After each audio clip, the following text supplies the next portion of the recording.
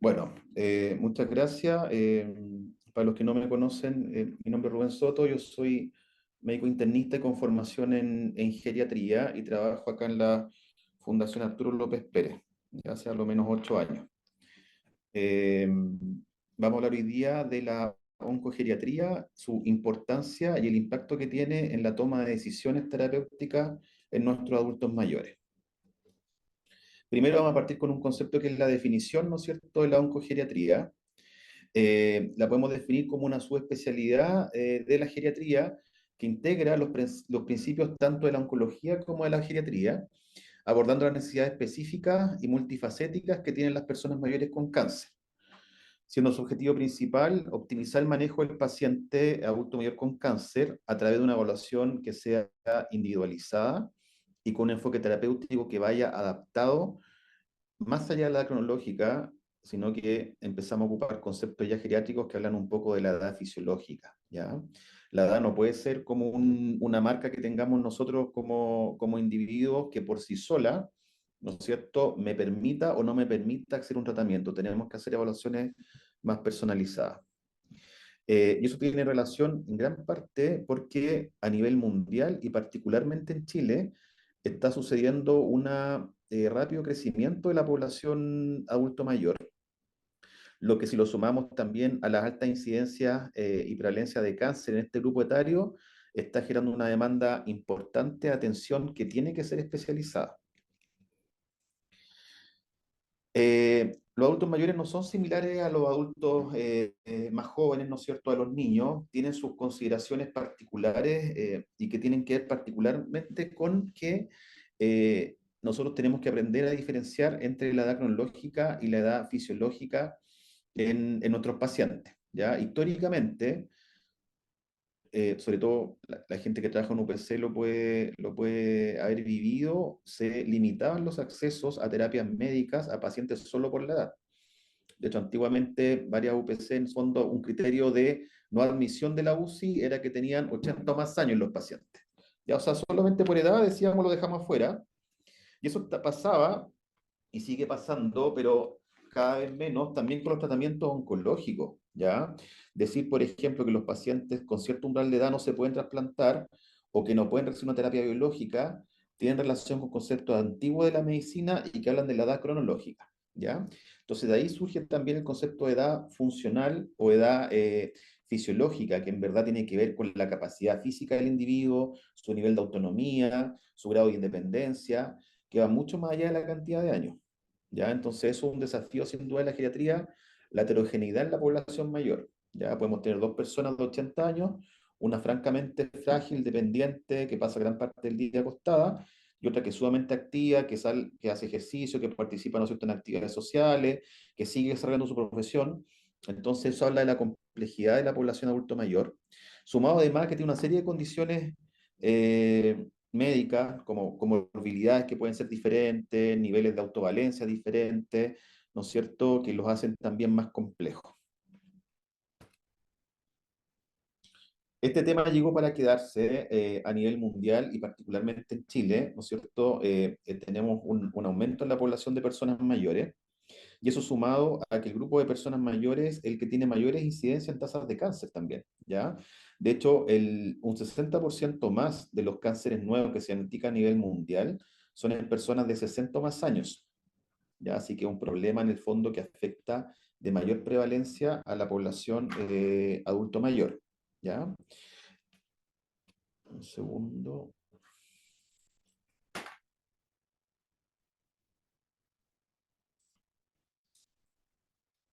La mortalidad también en este grupo etario tiende a ser mayor que en su grupo de poblaciones más jóvenes, ¿ya? Y las estimaciones estadísticas hablan que comparativamente en un tiempo aproximado de más o menos 15 años vamos a tener un aumento de un 80% en la incidencia de los cánceres nuevos en este grupo de población etaria. Así que es un problema en el fondo que llegó para quedarse.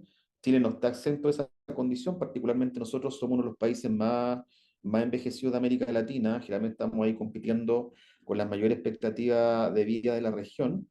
Somos una población que está en transición epidemiológica hacia el envejecimiento, ya la curva se está invirtiendo en relación a los nacidos versus la gente adulto mayor. Así que a nosotros esto sin duda no, nos pega, ¿ya? Particularmente el centro oncológico donde trabajo, que es la FAL, te- tenemos estadística en el fondo, más o menos el 55% de la población que atendemos son personas mayores. Como yo les comentaba, hay una relación entre cáncer y envejecimiento, ¿ya? Las personas mayores, uno solamente por edad, tiene mayor riesgo de desarrollar cualquier tipo de cáncer, ¿ya? Y eso habla en parte porque a medida que envejecemos, vamos acumulando daño oxidativo, vamos estando expuestos a distintos factores ambientales y factores también que tienen que ver con nuestros estilos de vida, que pueden favorecer el desarrollo de cáncer. ¿Ya? Así que es importante que tengamos eso en consideración, que una población de alto riesgo son los adultos mayores, ¿ya? Por la exposición propia, producto del envejecimiento, por los factores relacionados a conductas de estilos de vida y también por la exposición a distintas condiciones que favorecen el cáncer, como son exposición, por ejemplo, a virus, ¿no es cierto? Que, como el virus de la hepatitis, virus papiloma humano, exposición a toxina o exposición también a agentes en el fondo nocivos como pueden ser el alcohol, el tabaco y otro tipo de sustancias contaminantes ambientales.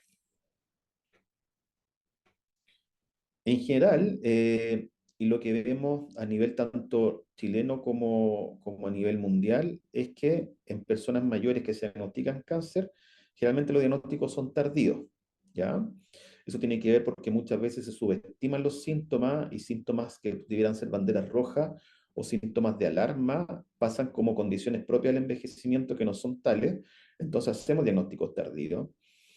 Por otro lado, tenemos la complejidad de que las personas mayores están subrepresentadas en los ensayos clínicos.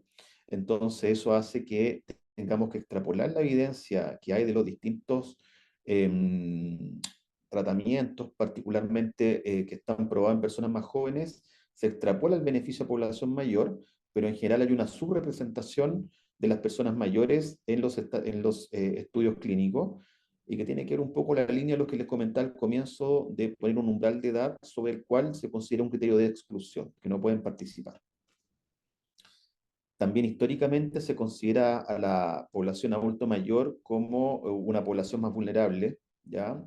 Hay un sesgo también en relación a eso, tiene que ver un poco también con temas culturales de la percepción que tenemos como persona y como personal clínico referente a los adultos mayores, que generalmente los asociamos a personas que son más vulnerables, que son más dependientes, que son más frágiles y que por lo tanto, per se, por ser adultos mayores, le ofrecemos tratamientos menos intensivos, ¿ya? O tratamientos que pueden ir más bien con enfoque paliativo que enfoque curativo, ¿ya? Entonces nos vemos enfrentados a esas situaciones. Y lo otro es que hay una brecha también en supervivencia, ¿ya? Eso también hace que el seguimiento de estos pacientes se vea dificultado y que también no tengamos todas las herramientas para ver el comportamiento a largo plazo de este grupo de pacientes, porque efectivamente los pacientes adultos mayores con cáncer tienen mayores tasas de mortalidad que la población más joven. Entonces, y a modo de contexto general, con todo lo que hemos conversado de los temas epidemiológicos, ¿no es cierto?, que estamos envejeciendo a nivel mundial y particularmente en Chile, de que el cáncer se asocia al envejecimiento, y sumado a las dificultades que tenemos de la heterogeneidad de la población mayor, de la subrepresentación en los estudios clínicos, de los tratamientos, ¿no es cierto?, del subtratamiento en este grupo de pacientes, es que tenemos que generar algún tipo de estrategia para ofrecer una atención que sea individualizada y personalizada, ¿ya? Y de ahí surgen los principios, principalmente en la oncogeriatría. Acá puse los principales, no son los únicos, pero tienen que ver con que centremos el foco en el paciente, incorporando las preferencias y los objetivos también que tengan los propios pacientes en relación a su cuidado. Eso va de la mano de hacer una evaluación individualizada que nos permita discriminar de la mejor forma posible lo que hablábamos de la edad fisiológica versus la edad biológica, ¿ya? Que vaya un tratamiento personalizado en base a eso y que equilibre la eficacia o la efectividad del tratamiento oncológico con la toxicidad, con la calidad de vida y que vaya en línea un poco con los objetivos del paciente y su familia, dentro de un enfoque multidisciplinario donde participa el geriatra, pero además participa el oncólogo, el nutriólogo, el psicólogo, el terapeuta ocupacional, el kinesiólogo, el asistente social, ¿no es cierto? Por mencionar algunos, el fonoaudiólogo. Entonces, sí o sí tiene que ser un trabajo multidisciplinario y que tiene que tener entre sus pilares, ¿no es cierto?, preservar la independencia y funcionalidad del paciente y que va un poco en línea también con su calidad de vida. ¿Ya?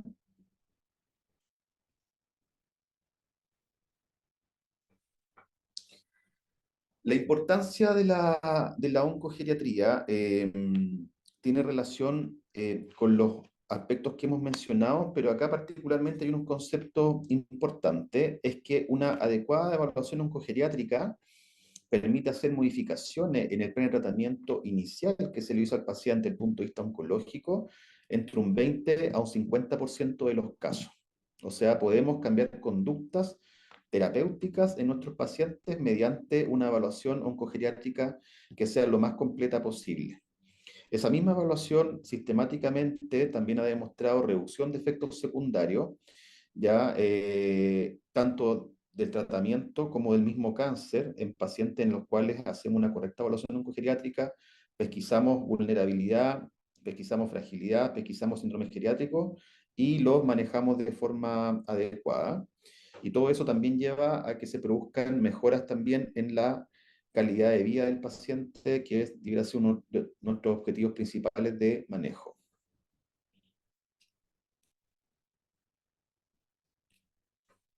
Ahora, cuando hablamos nosotros de una evaluación oncogeriátrica, nuestra piedra angular o nuestra herramienta principal de evaluación es la valoración geriátrica integral, o también conocida como VGI. Ese es, entre comillas, como nuestro caballito de batalla para partir, ¿no es cierto?, con un enfoque personalizado, un enfoque individualizado a nuestros pacientes, es poder hacerle una valoración geriátrica integral, ¿ya? Que se define como un proceso multidimensional e interdisciplinario diseñado específicamente para evaluar las capacidades y problemas médicos, pero también funcionales, psicosociales y ambientales de las personas adulto mayor con cáncer. ¿Ya? Eh, un segundo, tengo un problema acá con la visualización. Un segundo, perdón.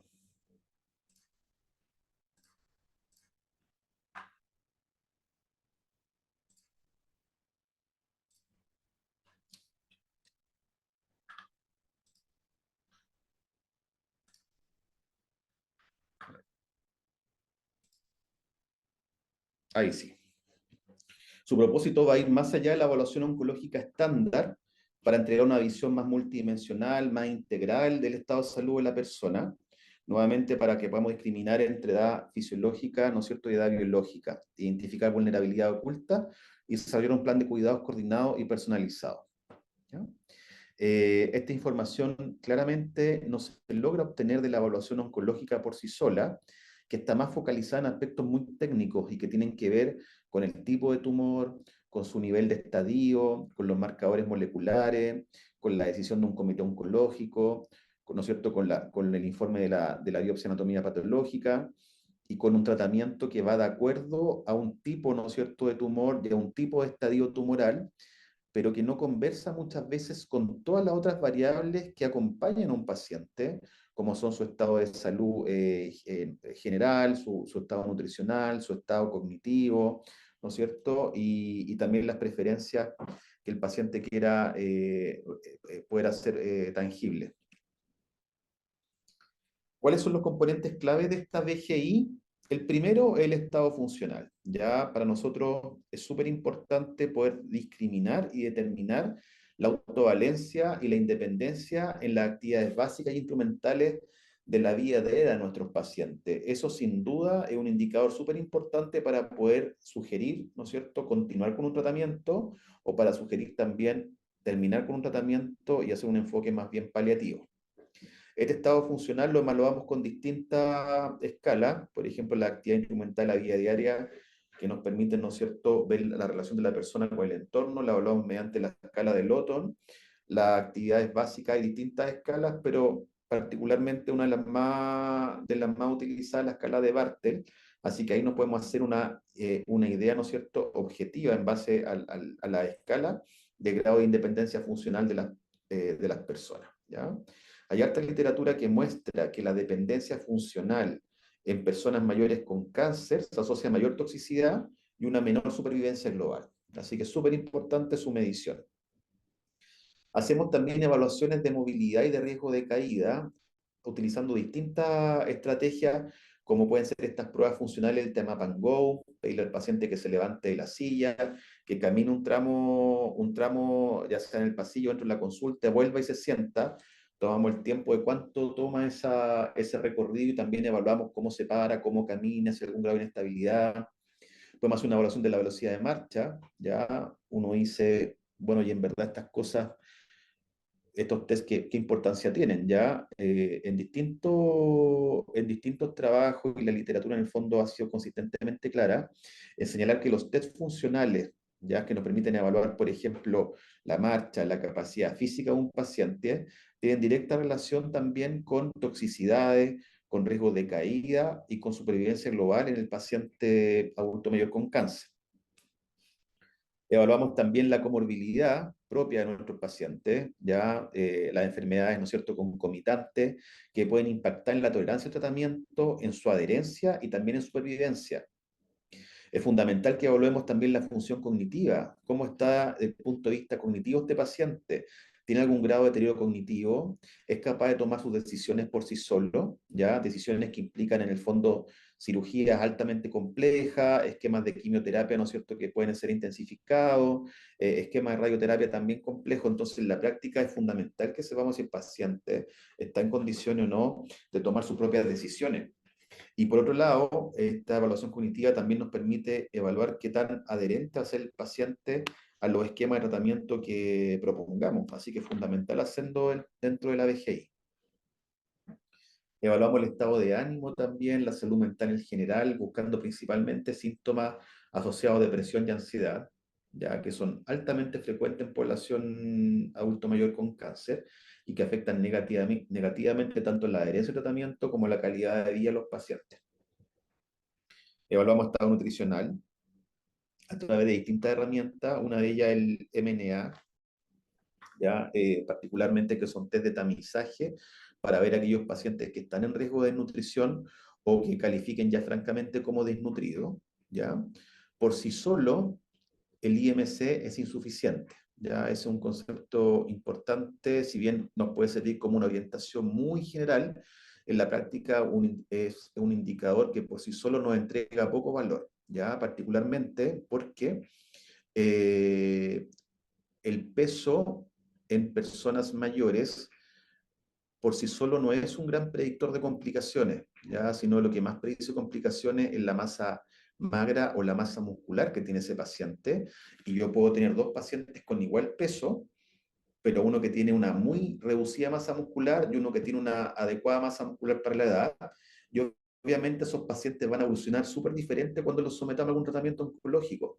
Y el IMC va a ser similar, si es que tienen la misma estatura, el IMC va a ser similar para tener resultados distintos. Entonces, ahí tenemos que ocupar otro tipo de herramienta de tamizaje como el MNA. Clave valorar el soporte social, ¿no es cierto? Con quién vive, las redes de apoyo, el tema financiero, quiénes son los principales cuidadores del paciente. Y otro punto súper relevante es la polifarmacia. Ya, seguro todos ustedes se han visto enfrentados a adultos mayores, ¿no es cierto?, que toman un sinnúmero de medicamentos para la presión, para el ánimo, para dormir, los suplementos vitamínicos, el medicamento para la diabetes. Entonces hay una cantidad de fármacos dando vuelta que pueden interaccionar entre ellos, ¿ya? Y pueden también producir efectos secundarios en los pacientes, que es súper importante pesquisarlo y corregirlo en forma oportuna. Yo les comentaba recién que dentro de la VGI hacemos una evaluación social y en verdad yo creo que eso es una de las cosas súper importante que tenemos que tener siempre en consideración, un poco indagar en el tema de los cuidadores, ya tanto formales como informales, quiénes son el soporte de este paciente adulto mayor con cáncer, sobre todo en aquellos casos que tengan algún grado de dependencia funcional o deterioro cognitivo. Eh, y dentro de esa línea tenemos que también indagar no solo en el paciente como figura principal, sino que también en quien lo cuida y eventualmente hacer algunas estimaciones sobre carga del cuidador. Porque si vemos, por ejemplo, que la persona adulto mayor con cáncer, su principal red de apoyo es su señora, que también es un adulto mayor y que también tiene una carga de enfermedad, que toma sus medicamentos, si esa persona en el fondo está con algún grado de sobrecarga del cuidador, se va a generar un círculo vicioso que haga que el paciente tenga una menor calidad de cuidado, porque su cuidador no se encuentra en buenas condiciones de salud. Y eso nos pasa con relativa frecuencia. Entonces, súper importante que evaluemos también al cuidador y estimemos si hay algún signo de sobrecarga y podemos ofrecer recursos de apoyo para poder solventar y manejar esa situación. Eso sin duda dentro de la VGI es clave. Y como les comentaba al principio, es clave también que incorporemos al paciente en la toma de decisiones y que tengamos siempre el tema de calidad de vida como un objetivo primordial a conseguir en este grupo de pacientes, ¿ya? Los pacientes adultos mayores, cuando nosotros les preguntamos a qué le temen, no le temen a morirse, ¿ya? De hecho, la mayoría de las personas mayores están bastante tranquilas y asumidas en que la muerte es una probabilidad, ¿no es cierto?, algo que pueda ocurrir, ¿ya? Ya no hablamos en largo plazo, sino que más bien en el mediano a corto plazo, pero sí le temen a quedar con algún grado, ¿no es cierto?, producto de una enfermedad como el cáncer, algún grado de dependencia funcional, de postración, de no poderse valer por sí mismo. Ya finalmente la gente mayor lo que quiere es preservar su independencia, su autovalencia, pues poder seguir haciendo las cosas que estaban haciendo antes de la enfermedad. Entonces, eso es clave que lo tengamos claro al momento de hacer una evaluación oncogeriátrica, ¿no es cierto?, que nos permita decir si el paciente se puede tratar o no se puede tratar. Porque lo que puede pasar, ¿no es cierto?, es que los tratamientos oncológicos, si bien es cierto, pueden ser muy efectivos para manejar y controlar un tumor, pueden tener una serie de efectos negativos y toxicidades que lleven a ese paciente a la postración de algún grado de dependencia funcional donde no sea capaz de valerse por sí mismo. Entonces, es clave que consideremos estos conceptos de calidad de vida dentro de la toma de decisiones en oncogeriatría. De ahí surge, ¿no es cierto?, la importancia de que sean las decisiones compartidas. Ya tenemos que salir de este modelo tradicional paternalista de los cuidados, en el fondo, que habla de que el médico le dice al paciente lo que tiene que hacer, sino que pasemos en verdad a un modelo en que les pongamos al paciente, y eso es lo que hacemos en la consulta, estas son las alternativas de manejo, y para alternativa A, B y C, estos son los posibles resultados que esperamos del tratamiento. Y para esa misma alternativa, estos son los posibles efectos secundarios que usted puede tener tratamiento y que puede manifestar durante el curso de tratamiento oncológico para que el paciente, con esa información, tome las decisiones de la forma más informada posible. Pero es fundamental que lo hagamos partícipe en la toma de decisiones.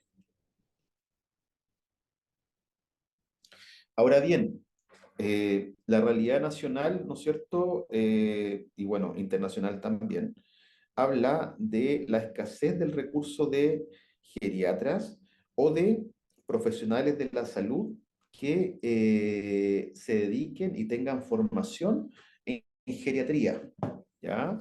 De hecho, hay un déficit en la formación de especialistas en geriatría importante, particularmente nosotros, siendo un país altamente envejecido, tenemos una brecha importante en formación del recurso médico.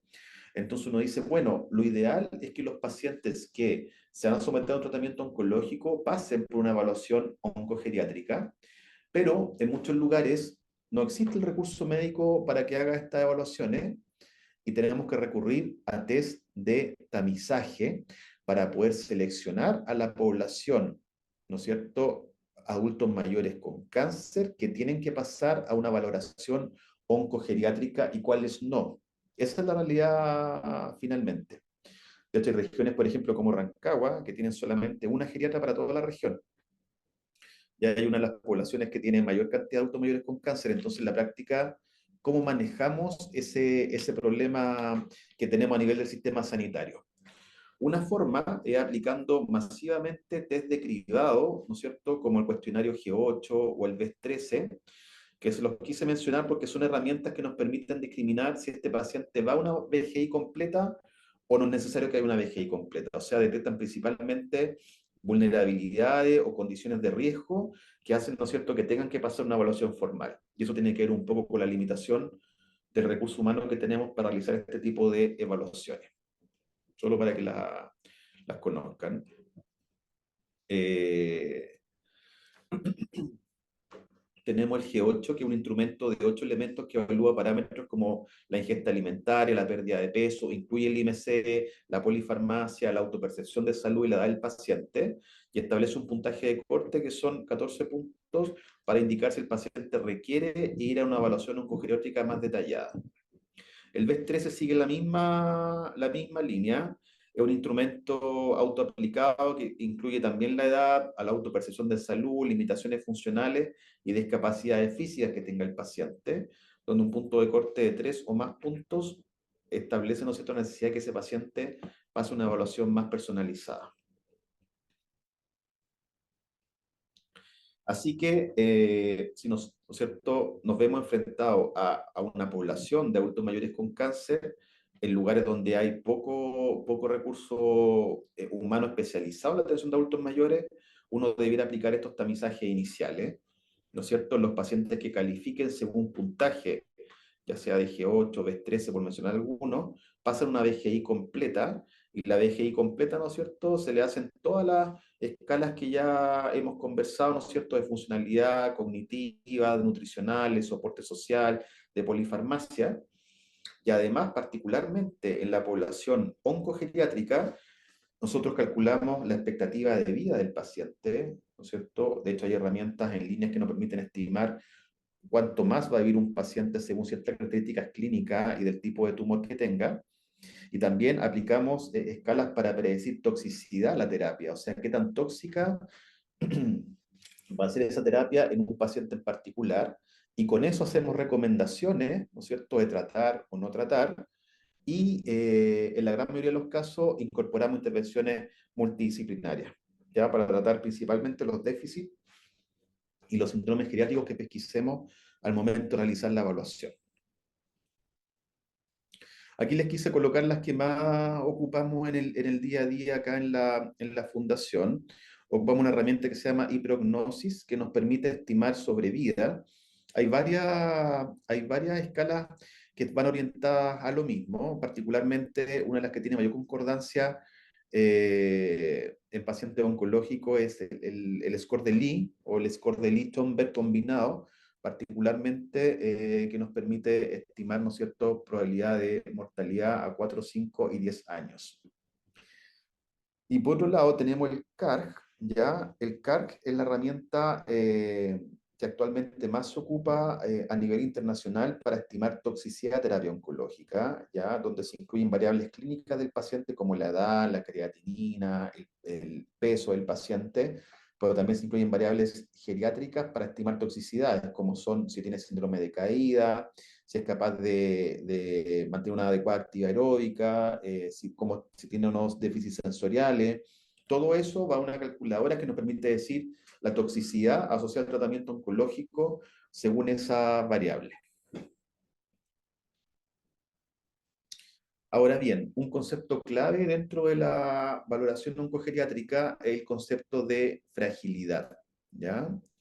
La fragilidad desde el punto de vista geriátrico en el fondo se define como un síndrome clínico que es complejo y que está caracterizado por una disminución de nuestra reserva fisiológica, lo que hace que tengamos menos resistencia para enfrentarnos a distintos estresores y se produce como resultado de la acumulación de múltiples déficits en los distintos sistemas fisiológicos. ¿Ya? No es una enfermedad en sí misma, es un síndrome clínico, ¿ya? Que interactúa con la comorbilidad y la discapacidad, pero que no son lo mismo. ¿Ya? Este es un esquema súper explicativo el concepto de fragilidad, que muchas veces no es tan fácil de entender, pero yo creo que con esto va a quedar bastante claro. Acá lo que estamos mostrando, tenemos arriba una línea horizontal verde y abajo una roja, ¿ya? En el caso de la línea verde de arriba, estamos hablando de un paciente que podríamos decir que no es frágil y que en términos clínicos hablamos que es un paciente robusto. Un paciente no frágil se define como un paciente robusto. Ese paciente robusto, cuando se somete a un estresor, que en este caso podría ser una infección urinaria, una pielonefritis, ¿no es cierto? O una cistitis, como ejemplo, también puede ser una neumonía, cualquier estresor, ¿ya? Ese paciente robusto se enfrenta al estresor, va a tener algún grado de declive funcional transitorio y acortado en el tiempo, pero a pesar de ese declive funcional, el paciente se va a mantener autovalente en sus actividades básicas e instrumentales de la vida diaria y después de un corto periodo de tiempo se va a recuperar y va a volver al mismo nivel que tenía previamente antes del estresor. ¿Ya? En el fondo eso muestra la línea verde. Un paciente robusto sufre un impacto, se enfrenta a una situación aguda como una infección o un cambio en la medicación también podría ser, o una cirugía o una quimioterapia, y resulta que tiene un declive funcional que es corto, que no logra pasar la barrera hacia la dependencia funcional, que es autolimitado en el tiempo y que luego se recupera al mismo nivel que estaba antes de este evento. En cambio, el paciente frágil, a la misma situación, al mismo estresor, va a tener un mayor grado de declive funcional, que es lo que está mostrando la línea roja, va a pasar de un estado de independencia a dependencia funcional, que va a durar mucho más tiempo y que cuando se logre recuperar, si es que se recupera, el paciente va a quedar en un nivel de funcionalidad menor al que tenía previamente. Y eso es lo que vamos viendo en la práctica diaria en pacientes hospitalizados, por ejemplo, que ingresan, después vuelven a ingresar. Entonces, cada vez, en cada hospitalización lo vamos viendo más mermado en su funcionalidad, y eso tiene que ver con el concepto de fragilidad, ya que en el fondo tiene que ver con que a los mismos estresores nuestros sistemas biológicos responden de una peor forma, aumentando, ¿no es cierto?, nuestro estado de dependencia funcional y dejándonos con algún tipo de daño irreversible que nos impide volver al nivel previo de funcionamiento. Entonces, en términos generales, eso es el concepto de fragilidad. Hay distintas formas de medirlo. La definición clásica de fragilidad con la que partió el concepto en geriatría es de Linda Fried y que habla en el fondo de 5 condiciones que se presentan para poder hacer el diagnóstico de fragilidad, como son la pérdida de peso no intencionada, la fatiga autorreportada, la disminución de la fuerza de prensión, ¿ya? La fuerza de prensión es la fuerza de agarre que yo tengo con mis manos y que yo la puedo objetivar a través de un dinamómetro que mide la fuerza que yo hago al cerrar, ¿no es cierto?, el puño de la mano. Disminución de la velocidad de marcha y un nivel bajo de actividad física. Todos esos son los componentes que pueden desarrollar y pueden generar el diagnóstico de fragilidad. Bajo este criterio se define un paciente robusto cuando tiene 0 de los criterios anteriormente mencionados, se define prefrágil cuando tiene 1 o 2 de los criterios y se define frágil cuando tiene 3 o más criterios, ¿ya? Esa es la definición tradicional de fragilidad. El gran problema que tiene esta definición es que, por ejemplo, ya necesito tener un instrumento para medir la fuerza de prensión palmar, ¿no es cierto?, como es un dinamómetro, y que no siempre está disponible en todos los centros. Entonces ya nos genera una limitación técnica para su ejecución. De ahí surgen otras escalas, ya particularmente esta que es la CFS o la clasificación clínica de la fragilidad. Particularmente la encuentro más amigable, es más fácil y más rápida de aplicar, porque en el fondo lo que te está diciendo es que vamos a clasificar a nuestros pacientes desde una puntuación de 1, que es un paciente very fit o robusto, a una clasificación de 9, que es un paciente ya que está gravemente enfermo y en una condición cercana al término de vida. Entre el 1 y el 9 está todo el espectro de condiciones, ¿no es cierto?, en las cuales va transitando un paciente, pero que tienen que ver con variables clínicas, que nosotros podemos observar y que podemos evaluar conversando con el paciente y con su familia. Entonces, esto nos permite hacer un diagnóstico de fragilidad, que ya es con puntuaje 5 o mayor, sin depender, ¿no es cierto?, de herramientas específicas como puede ser un dinamómetro o haciendo algunos cálculos relacionados con temas, por ejemplo, velocidad de marcha. Entonces, en el fondo, es más práctica su ejecución, ¿ya? Nosotros actualmente estamos trabajando acá en la fundación para hacer una medición sistemática de la fragilidad en nuestros pacientes que están en los servicios de quimioterapia y de radioterapia. Entonces están capacitando las enfermeras que están en contacto estrecho con los pacientes, que son las que administran la droga, que son las que reciben al paciente, ¿no es cierto?, cuando se administra la quimio o la radioterapia, para que en cada sesión vayamos aplicando la clasificación clínica de fragilidad a los pacientes que parten tratamiento y de esa forma podamos pesquisar pacientes frágiles que se beneficien de evaluaciones por un oncogeriatra. Entonces estamos, en cierto modo, aumentando la pesquisa dentro de la institución de pacientes frágiles que pueden haber pasado inadvertidos, ¿no es cierto?, que no hubo un cuestionamiento sobre si era o no era frágil, y de esta forma hacer la derivación a geriatría para una VGI. Ahora uno dice, bueno, en verdad, ¿por qué es importante hablar de fragilidad en oncogeriatría? Porque es algo altamente prevalente. De hecho, hay series en el fondo, en ciertos tipos de tumores que hablan que hasta el 80% de los pacientes pueden estar dentro de la categoría de fragilidad. Aumenta el riesgo de mortalidad, ¿ya? Eso es un tan duro desde el punto de vista de la medicina y de la geriatría. Los pacientes frágiles se mueren más, solamente por ser frágiles, ¿ya? Independiente del tipo de tumor, del tipo de estadio, del tipo de tratamiento oncológico que le dejemos, solamente por ser frágil se muere más. De hecho, hablan hasta un 12% de mortalidad adicional a un paciente no frágil, ¿ya? Y por otro lado, el paciente frágil nos lleva a la necesidad de hacer cambios en las recomendaciones de tratamiento, ¿ya? De hecho, probablemente el paciente frágil es donde más intervención desde el punto de vista de la oncogeriatría tengamos que realizar para poder personalizar el tratamiento si es que consideramos que el paciente es candidato a recibirlo. O francamente tendría que pasar a un manejo más bien conservador o un manejo paliativo. Aquí solamente quise colocar esta escala. Esto salió el año pasado en el New England, en el fondo, que va hablando un poco de las distintas intervenciones que nosotros podemos ofrecer a los pacientes según su estado de fragilidad, desde el paciente robusto, pasando por el frágil y el paciente ya que está en etapa de fin de vida y que tiene que ver con los objetivos de manejo médico, recomendaciones de estilo de vida, del manejo de la enfermedad propiamente tal, las acciones preventivas que vamos a tomar con ese paciente, como los screening, las vacunaciones que correspondan eventualmente, intervenciones específicas para manejar la fragilidad y todo lo que tiene que ver con el soporte social y las preferencias del paciente.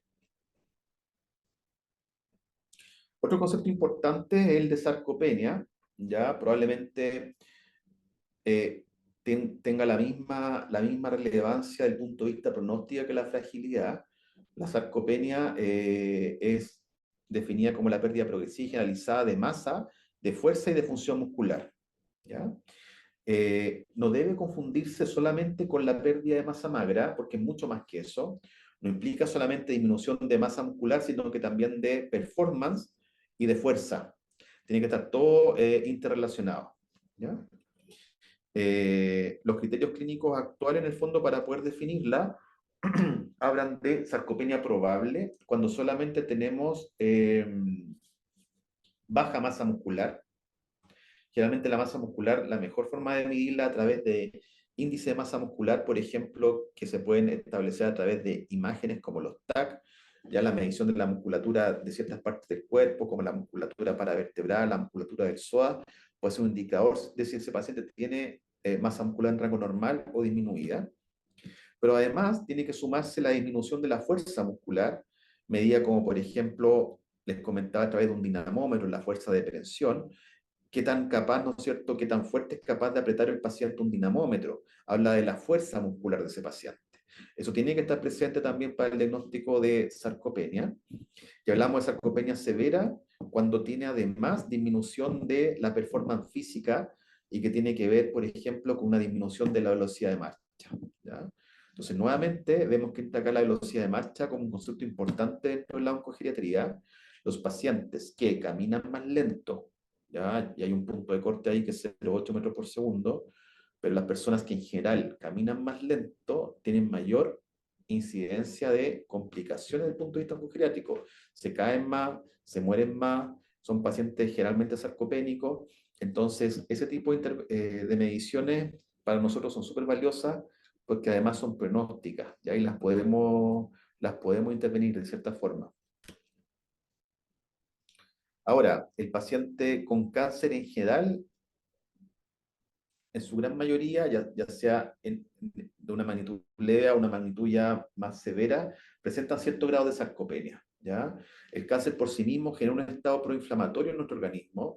Se empiezan a liberar interleuquinas que son proinflamatorias y que favorecen la atrofia muscular y que por otro lado inducen a que moléculas, ¿no es cierto?, que generan masa muscular y que permiten que el músculo se diferencie, se encuentran disminuidas. Entonces, por sí solas estas toxinas o mediadores proinflamatorios producen atrofia muscular, pero además inhiben el desarrollo de moléculas como el IGF-1, que son moléculas que permiten el crecimiento y desarrollo muscular. ¿Ya? Además, pacientes con cáncer tienen un aumento electrooxidativo que produce daño a nivel genómico y a nivel de las mitocondrias de las células musculares. Hay alteración, ¿no es cierto?, en el metabolismo de los aminoácidos, alteración en el metabolismo proteico. Así que en general, el paciente con cáncer es un paciente de riesgo para el desarrollo de sarcopenia. Y uno dice, bueno, ¿por qué es importante, al igual que la fragilidad, hablar de sarcopenia dentro de la evaluación oncogeriátrica? Porque está asociada a una menor respuesta a los tratamientos oncológicos, disminuye los tiempos también libres de enfermedad, la sobrevida libre de enfermedad, disminuye la calidad de vida, aumenta la dependencia funcional, aumenta el riesgo de toxicidad a la terapia oncológica, disminuye la supervivencia global y es altamente prevalente. ¿Ya? De hecho, hay distintas series que hablan de entre 40 y 50% de los pacientes con cáncer pueden presentar algún grado de sarcopenia. Intervenciones recomendadas para su manejo, yo diría que principalmente una alimentación rica en proteína, ya generalmente de 1 a 1,6 gramos de proteínas por kilo de peso es lo recomendado, eh, y eso asociado a otras intervenciones como son el consumo de aminoácidos esenciales como la leucina, vitamina D y calcio, ácido graso omega 3, antioxidantes, vitamina del complejo B, pero primariamente en la dieta hiperproteica, asociado también a ejercicio físico. ¿Ya? Nuestros pacientes adultos mayores, no por ser adultos mayores, debieran quedar fuera o excluidos de la actividad física. Todo lo contrario, el paciente se beneficia de hacer actividad física a cualquier edad.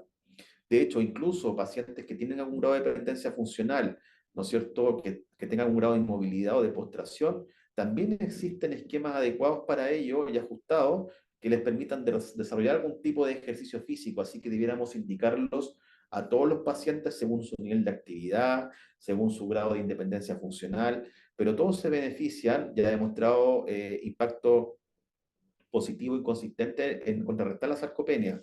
Ejercicios de resistencia muscular, sobre todo, combinados con ejercicio aeróbico y de equilibrio y de flexibilidad, son importantes que sean parte de la evaluación oncogeriátrica.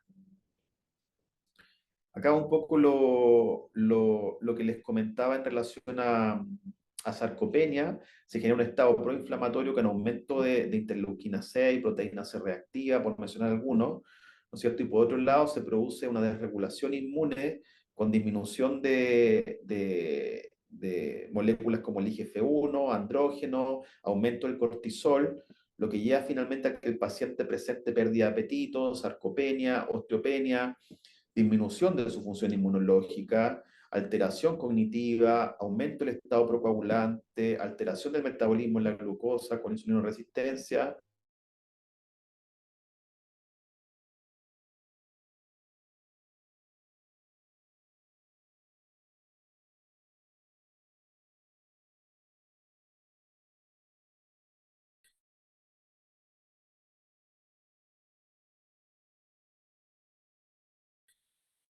que son en particular en un paciente y frágil.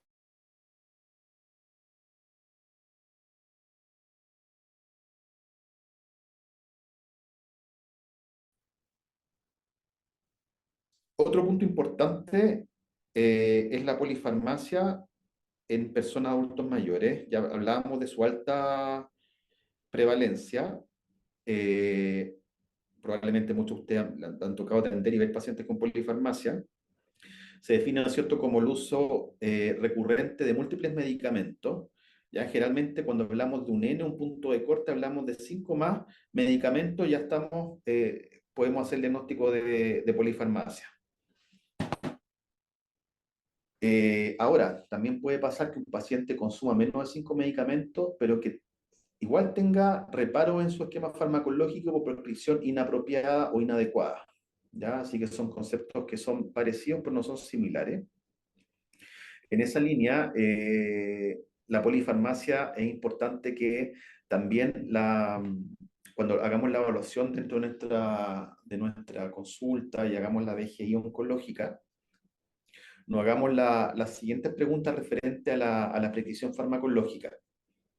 El paciente tiene medicamentos, ¿no es cierto?, que no tengan un sustento médico válido detrás.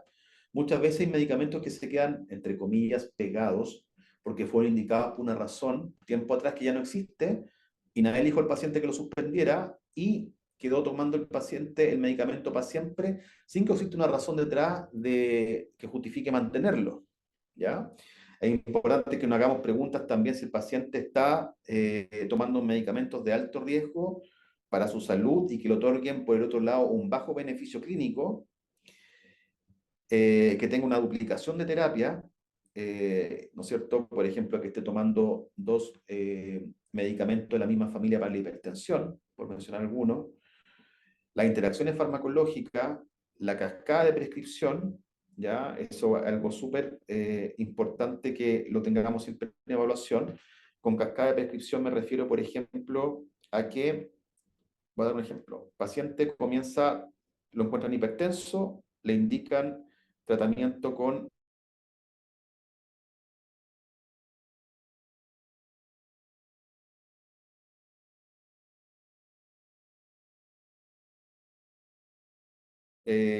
hidroclorotiazida, secundario aumento del ácido úrico. Entonces le pillamos el ácido úrico para bajar el ácido úrico, que es el alopurinol.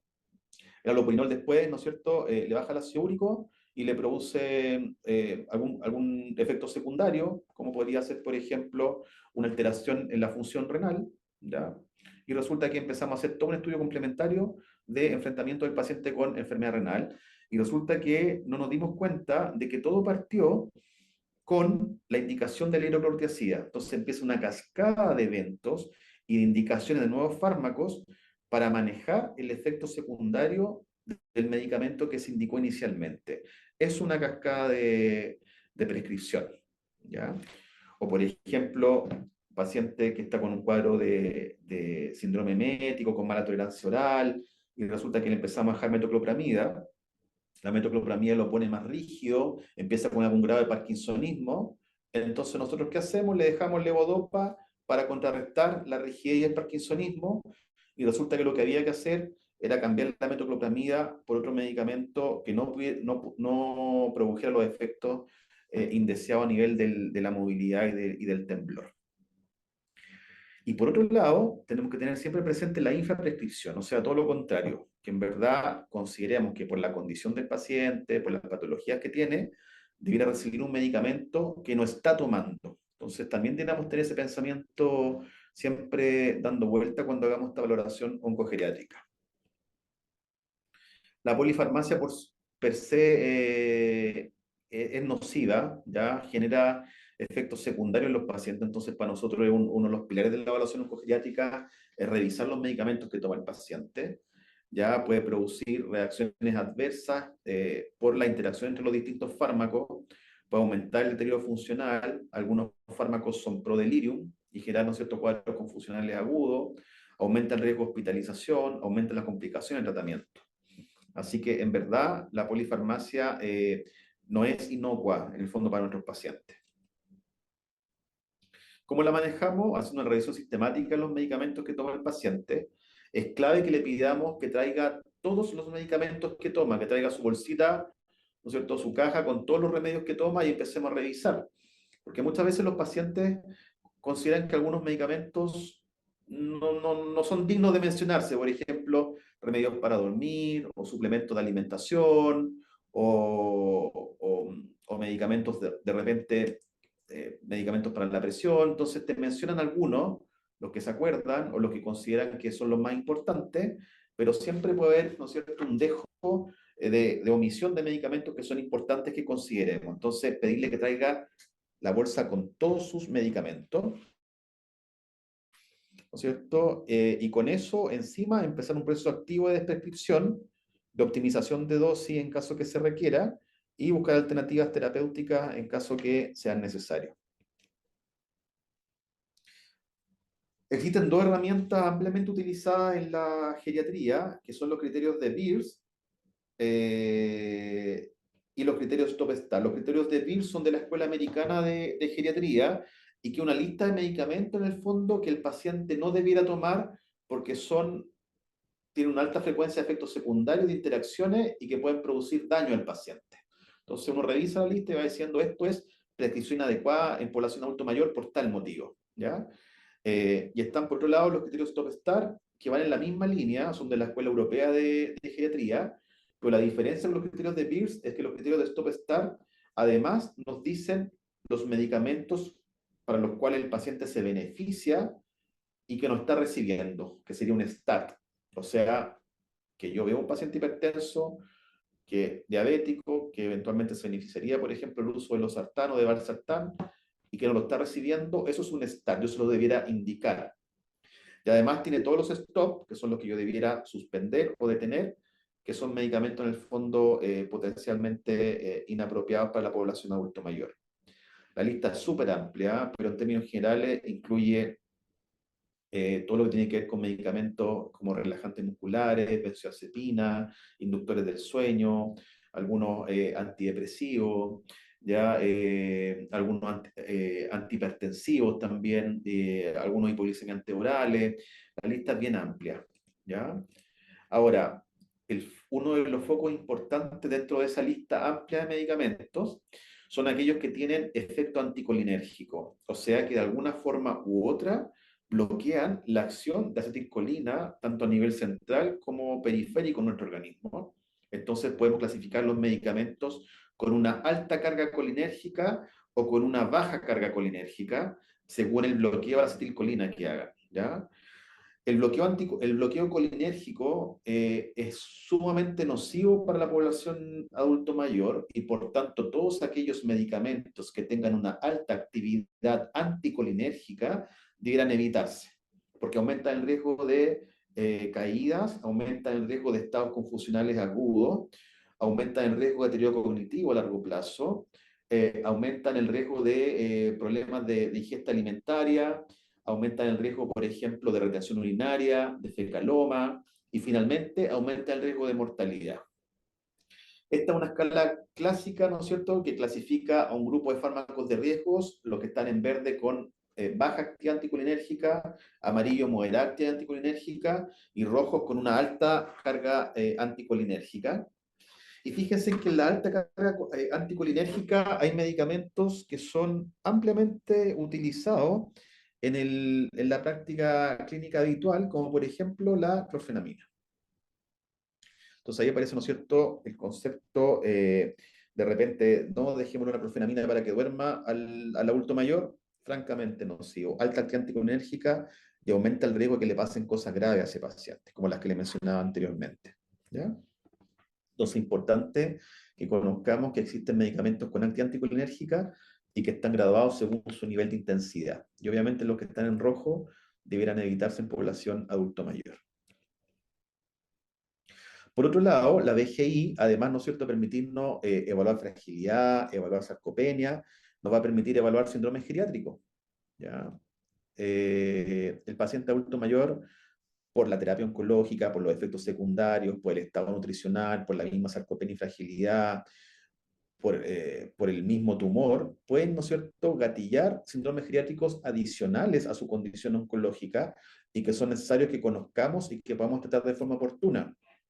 Ya dificultad en movilidad, problemas cognitivos, caídas, osteosarcopenia, incontinencia urinaria, depresión, trastornos del sueño, malnutrición, delirio.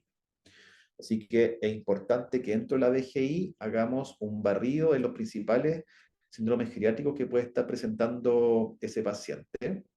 Por mencionar solo dos, el deterioro cognitivo, ¿no es cierto? Es importante que hagamos test que nos permitan identificar fallas de memoria, fallas ejecutivas, fallas en la atención, que puedan sugerirnos que un paciente presenta algún deterioro cognitivo, porque eso es importante, como comentábamos, para la adherencia, para la toma de decisiones y finalmente para el desenlace final que va a tener el paciente en relación a su tratamiento. Lo mismo con delirio, ya es un síndrome geriátrico altamente prevalente en población mayor y aún más prevalente en población adulto mayor oncológica, que se define como un cuadro, ¿no es cierto?, de inicio agudo y curso fluctuante en el nivel de atención de los pacientes. Ya ocurre de un momento a otro, tiene momentos del día que son mejores que otros, eh, es un cuadro altamente mórbido desde el punto de vista médico, aumenta el riesgo de caídas, aumenta el riesgo de hospitalización, aumenta el riesgo a largo plazo de deterioro cognitivo, ¿ya? Y aumenta el riesgo de mortalidad. Los pacientes con delirium se mueren más a largo plazo en seguimientos de corte. Entonces es importante que hagamos la pesquisa del delirium, pero sobre todo del paciente que tiene riesgo de delirium. ¿Ya? En la consulta nosotros debiéramos adelantarnos y hacer una evaluación del riesgo que tiene ese paciente, que en ese momento está sin delirium, pero que eventualmente cuando parta la quimio, cuando lo operen, cuando lo hospitalicen, ¿no es cierto?, para hacer el tratamiento oncológico, ese paciente sí puede tener un delirio. Entonces es importante que identifiquemos la población en riesgo y que dejemos todo el manejo no farmacológico, que es el que más evidencia tiene, para disminuir la incidencia de delirio. Que ingrese acompañado, que tenga sus lentes, que tenga sus audífonos, que esté ocupando la placa, que el kinesiólogo desde el día cero lo movilice, lo sienta al sillón, lo saque a caminar de forma asistida, que le coloquemos un calendario en la pieza, ¿no es cierto?, y un reloj para que sepa la fecha, la hora, que venga el terapeuta ocupacional y le haga, ¿no es cierto?, la estimulación cognitiva, que lo evalúe la fonoaudióloga en la correcta técnica de alimentación segura, ¿no es cierto? O sea, una serie de medidas que podemos hacer para prevenir la aparición de delirium. Así que yo creo que este es un punto súper relevante. Para ir cerrando, quise colocar un caso clínico de un paciente tipo habitual en la consulta oncogeriátrica. En este caso estamos hablando de don Roberto, 82 años, diagnosticado recientemente de un cáncer de colon etapa 3, que presenta como comorbilidad importante una diabetes mellitus tipo 2, hipertensión arterial, una cardiopatía coronaria con una fracción de eyección de un 45% y que tiene un glaucoma bilateral. ¿Ya? El oncólogo evalúa el paciente y en base a los antecedentes recomienda quimioterapia adyuvante con Folfox, pero dado la edad de comorbilidades, comenzamos ahí con las preguntas, ¿no es cierto?, en cuanto al enfrentamiento de este paciente. ¿Ya? Probablemente si don Roberto tuviera 40 años, ¿no es cierto?, no tuviera esa carga de enfermedad y fuera una persona en el fondo que tuviera un menor riesgo desde el punto de vista de su salud, no habría ninguna duda de que el esquema de Folfox en dosis completa o en dosis plena es lo que hay que hacer con el paciente y evitar hacer alguna otra evaluación adicional. Pero acá nos estamos enfrentando a un paciente de 82 años con la comorbilidad que les menciono y que en el fondo nos obliga a hacer un abordaje individualizado y personalizado. Resulta que le hicimos la evaluación genética integral y encontramos que desde el punto de vista de fragilidad, en la escala de FIT, que fue la primera que les mostré, le daba 2 puntos que estaba prefrágil. Era independiente en actividades básicas de la vida diaria, pero tenía una ligera dificultad en actividades instrumentales. Ya había una leve alteración de la escala del otro. Desde el punto de vista cognitivo, tenía un deterioro cognitivo leve según el Mini-Mental, tenía dificultad para recordar información reciente y realizar cálculos sencillos, tenía otros riesgos adicionales pesquisados, tomaba 8 medicamentos, así que está con una polifarmacia, Según el MNA, en su versión abreviada estaba en riesgo nutricional y además tenía riesgo de caídas. Así que en conclusión, presenta un estado de prefragilidad de varios síndromes geriátricos que podrían aumentar el riesgo de toxicidad durante la quimioterapia. La polifarmacia y el deterioro cognitivo son particularmente preocupantes, sobre todo pensando en la herencia del tratamiento. Ahora uno se hace las preguntas, ¿qué factores son los que están a favor, ¿no es cierto?, de que le ofrezcamos tratamiento y cuáles son los factores que por otro lado no que estarían en contra, pero sí que aumentan el riesgo y que tenemos que tener en consideración. Los factores a favor del tratamiento es que un cáncer potencialmente curable, donde el esquema de quimioterapia con Folfox ha demostrado claro beneficio en la sobrevida y que además el paciente y su familia expresan el deseo de luchar, entre comillas, contra la enfermedad. ¿Ya? O sea, hay un interés real del paciente de tratarse. Pero por otro lado, tenemos un estado de prefragilidad que sabemos que produce mayor toxicidad al tratamiento oncológico, tanto tumores sólidos como hematológicos. Tenemos condiciones comórbidas, ¿ya? Como la cardiopatía isquémica. El esquema de quimioterapia propuesto puede favorecer cuadros, ¿no es cierto?, de toxicidad cardíaca, principalmente isquémica, ya exacerbar el cuadro isquémico, de un deterioro cognitivo y polifarmacia, que puede llevar a posibles errores tanto en la adherencia como en la medicación, y está en riesgo de malnutrición, lo que puede aumentar la toxicidad a la terapia.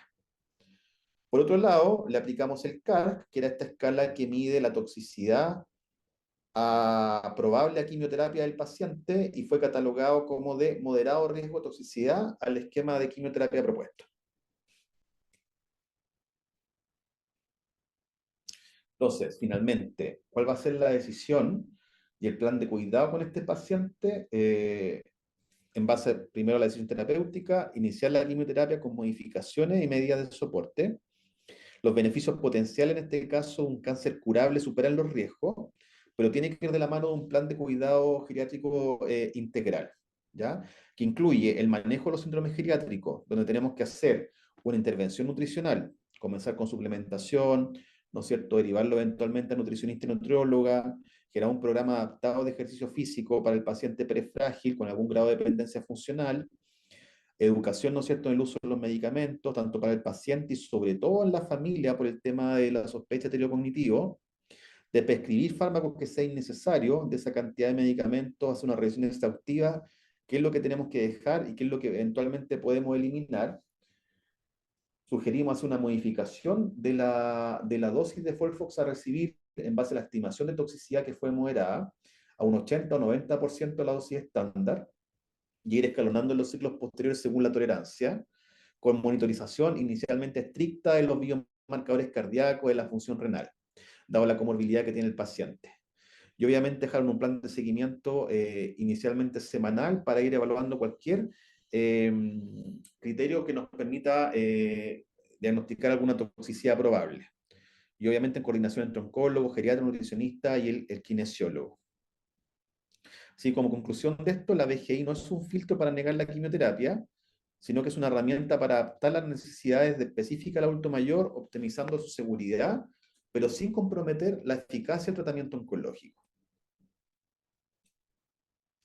Conclusiones finales, ¿no es cierto? Es súper importante el abordaje y la mirada oncogeriátrica para tratar a nuestros pacientes adultos mayores con cáncer. La BGI resulta su pilar angular, ¿no es cierto? Esta valoración médica, funcional, psicológica y social del paciente es clave, ¿no es cierto?, para la toma de decisiones referente al tratamiento del paciente. Nos permite además estimar expectativas de vida, toxicidad del tratamiento oncológico, que son claves también para tomar decisiones. Eso nos permite hacer un tratamiento personalizado y no seguir una receta de cocina, ¿no es cierto? Como decir, cáncer de colon etapa 3B, Folfox, por tanto ciclo, no seguir esa receta de cocina, sino que además hacer el ajuste de dosis en caso necesario, evaluar los síndromes geriátricos concomitantes, evaluar la polifarmacia, el estado nutricional, la red de apoyo social, ¿no es cierto? Seguimiento estrecho de los pacientes. Y es clave, como comentábamos anteriormente, que esto sea dentro de un enfoque de decisiones compartidas, tanto con el paciente como con su familia, para alinear las expectativas del tratamiento con los deseos, ¿no es cierto?, y objetivos personales que tenga el paciente.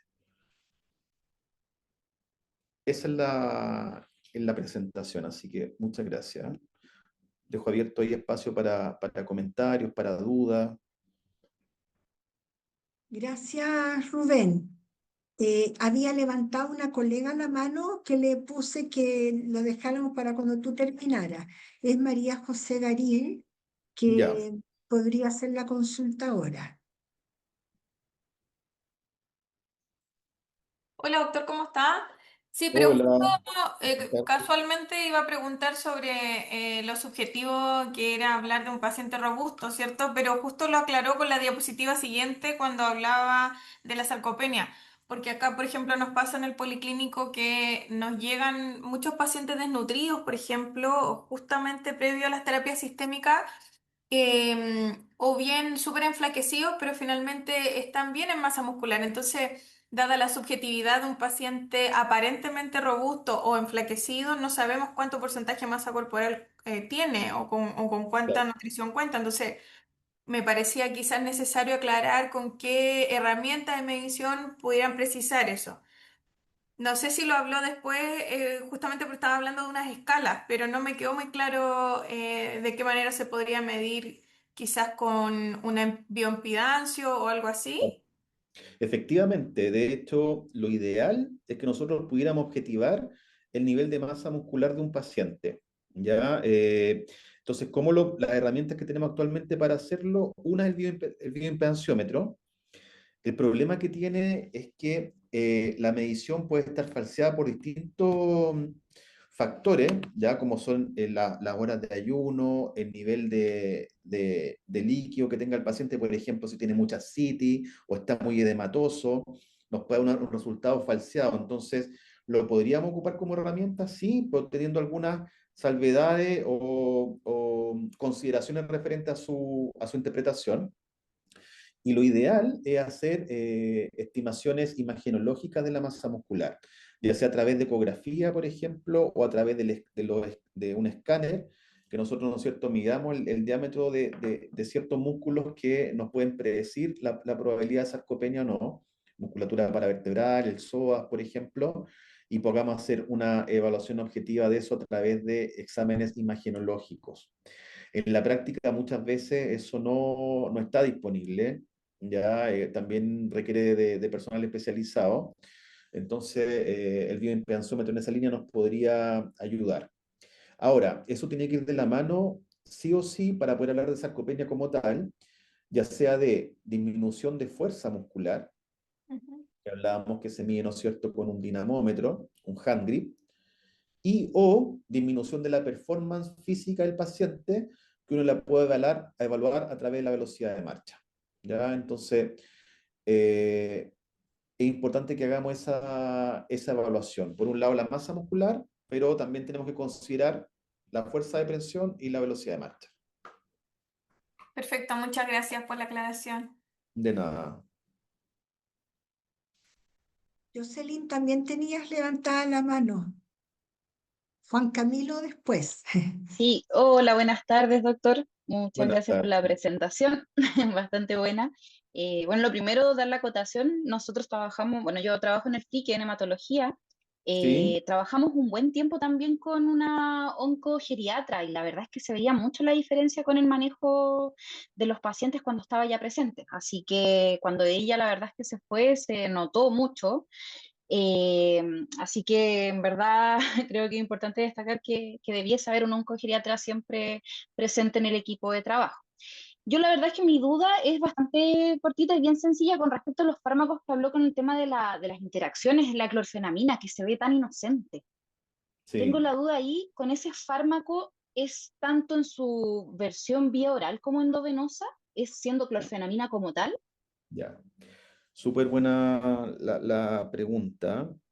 Yendo un poco al comentario inicial, efectivamente, bueno, que se fue la colega, ¿no es cierto?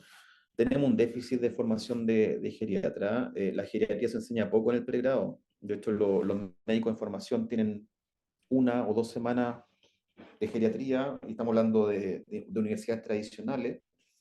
No una especialidad que venda, entre comillas, En el fondo, que los médicos quieran formarse saliendo del pregrado en geriatría y otras especialidades más atractivas, ya, que tienen que, no sé, po, la radiología, la traumatología, la urología, ya. Toma más tiempo, era un paciente adulto mayor que un paciente sano que va por una consulta por lentes, por ejemplo.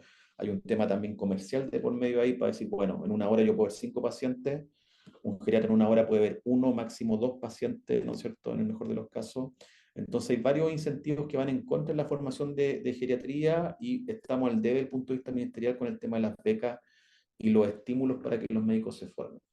Ahora, dicho eso, con el tema específico de fármacos, efectivamente quise poner el ejemplo de la clorfenamina, porque es un fármaco ampliamente utilizado en todo tipo de población, adulto mayor y no mayor, y es un fármaco que está en la categoría de alta actividad anticolinérgica y por lo tanto en todas las guías de prescripción apropiada que existen, la clorfenamina está en la lista del top 1 de decir no la indique, independiente de la formulación, ¿ya? Si es oral, si es endovenosa, si es en jarabe o lo que sea, finalmente por su perfil de seguridad, no es segura en población adulto mayor, aumenta todos los efectos derivados del bloqueo colinérgico, fecaloma, retención urinaria, boca seca, caídas, disautonomía, delirium, deterioro cognitivo. De hecho, particularmente en pacientes hospitalizados, de repente nos tocan ver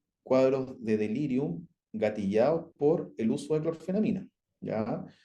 Entonces la práctica no es un remedio seguro. Yo creo que nuestro deber como profesionales de la salud, uno de los principales, ¿no es cierto?, es, desde el punto de vista ético, es no hacer daño. Y tenemos que conocer, ¿no es cierto?, los fármacos que en población mayor son inapropiados. Y en esa línea es importante en el fondo tener esta distinción entre los medicamentos que son potencialmente riesgosos como la clorfenamina. ¿Ya? Muchas gracias. De nada. Juan Camilo, también habías levantado la mano, me Sí, parece. hola doctor, buenas tardes. Buenas Eh, tardes.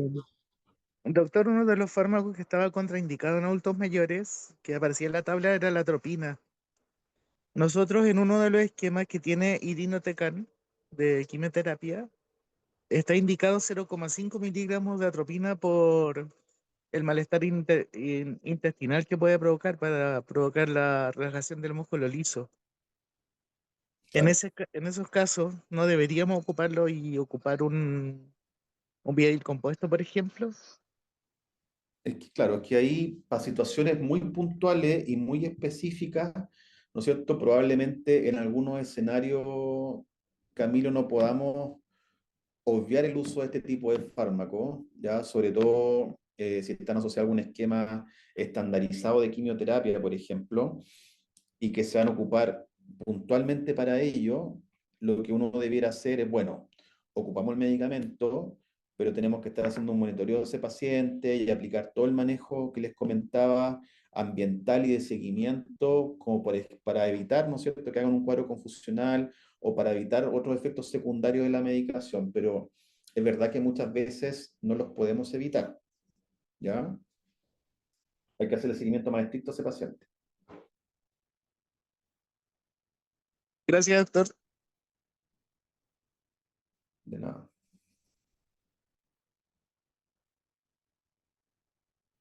No sé si hay más preguntas.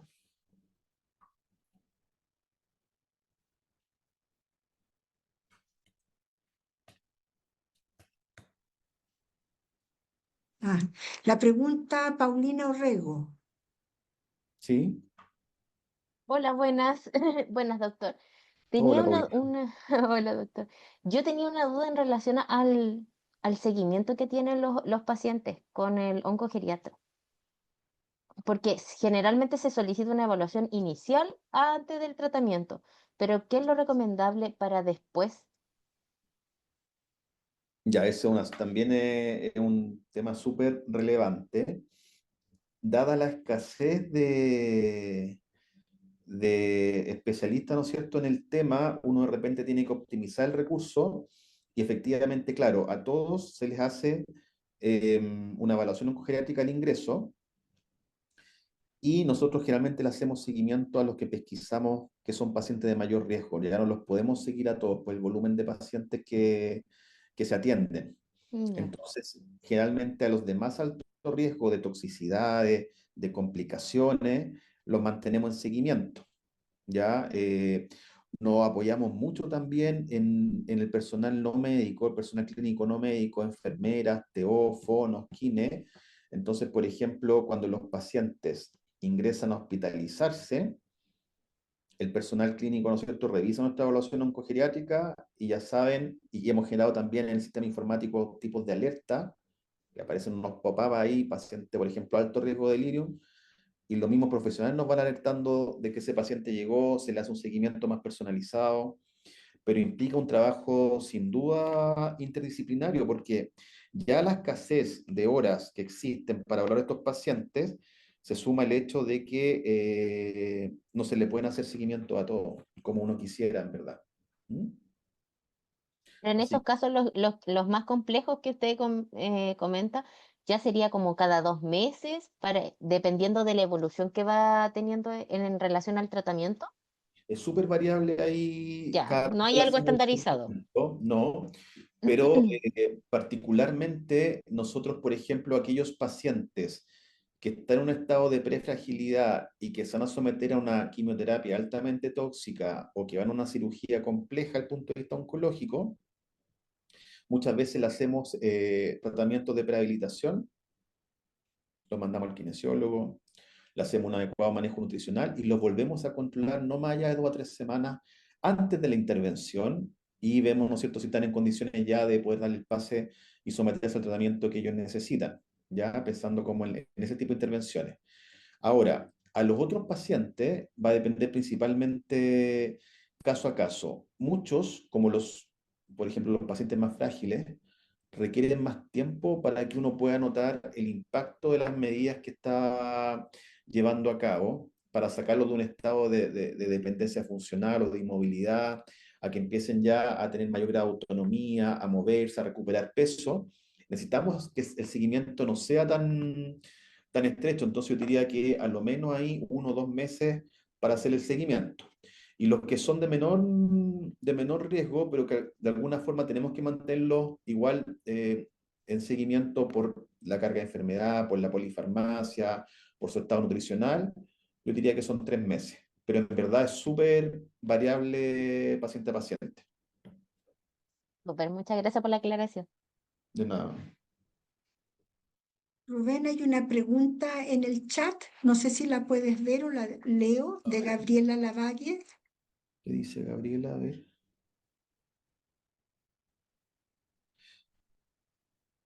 Ah, ya, pues claro, ese es el punto, en el fondo está indicada como esquema de premedicación. Ahora, ojo, que la premedicación, desde el punto de vista médico, no ha demostrado un impacto sustantivo en disminuir los riesgos de reacciones alérgicas frente a distintos esquemas.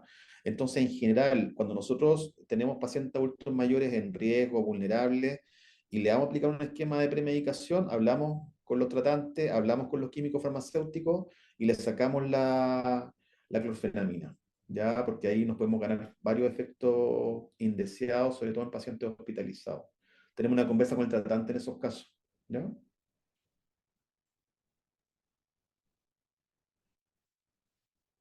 ¿Alguna otra pregunta, colegas, que quieran hacer o observación aprovechando al doctor, que son escasos? Los oncogeriatras deben ser más escasos. Si los geriatras ya casi no hay en Chile, los oncogeriatras deben ser menos. Sí, efectivamente.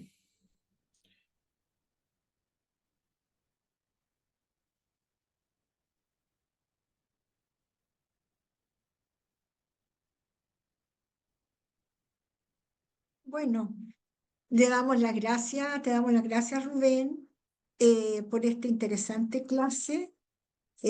Ojalá que haya más avance porque, como bien decía, somos un país envejecido Sí, y hay mucho, yo que trabajo en la universidad, Me preocupa también el tema de que no se maneja, no se trabaja mucho la parte geriátrica en las asignaturas, no son atractivas. Curiosamente, para nadie mucho de la salud, ¿ah? A nivel médico, yo de hecho no hace mucho le pregunté al decano por qué habían quedado las becas de nuestra universidad vacías para geriatras y él me comentó que no había habido interesados. Entonces, parece ser que va a haber que trabajar desde muy jóvenes, ¿ah? El tema de la importancia que significa formarse en diferentes áreas de disciplinas, pero formarse en geriatría y en gerontología. Claro, Así que ese es un tema pendiente en nuestro país, que va a haber que trabajarlo desde nosotros, por lo menos en pregrado. En mi escuela de enfermería estamos haciendo muchos esfuerzos para que los estudiantes también se encanten con esa problemática, para que quieran estudiar después un poco más, profundicen en ese aspecto, porque los pacientes hospitalizados, oncológicos o no, son en un gran porcentaje son personas mayores. Así bien, que eso como reflexión final.